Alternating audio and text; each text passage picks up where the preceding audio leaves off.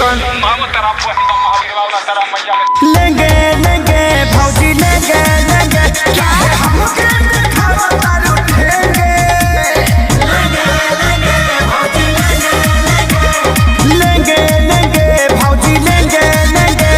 बाबू तनी नाग धुन बजाओ, अफ्रीकन स्टाइल में नाचे के बा।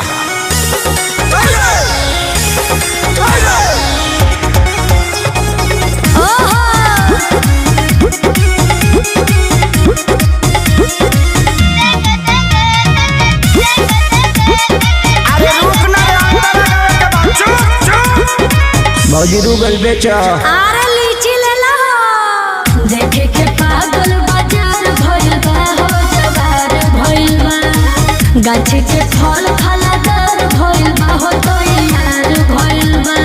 हर ले लो हो पैसा न बारे आज दे दाम उधारे कहे बीमारी दुलारे हे भौजी होई फल रसदारे।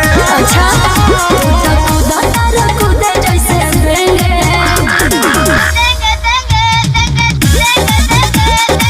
हाई बेंगवा घुस गइल रे, फिर कौन भगवे किनारे। लेंगे लेंगे भौजी लेंगे लेंगे हम तो खैला बिना नागी लगेंगे।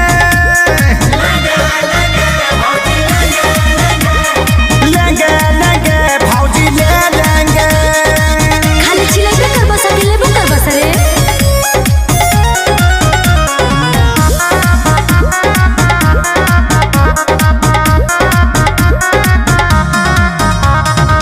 जल्दी से ले लो ना तो कम हो जाए हो, खत्म हो जाए। अच्छा बड़ा कम जोर तो निदम हो जाए, बॉडी बम हो जाए।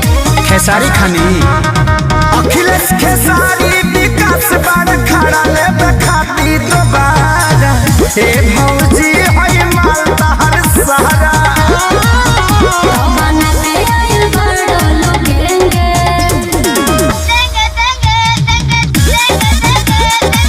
चुप हो जाना तो जहाँ साइज बड़ी वही जी भेज दे।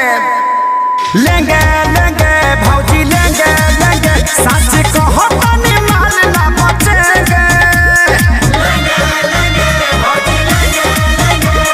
लेंगे लेंगे भौजी ले लेंगे।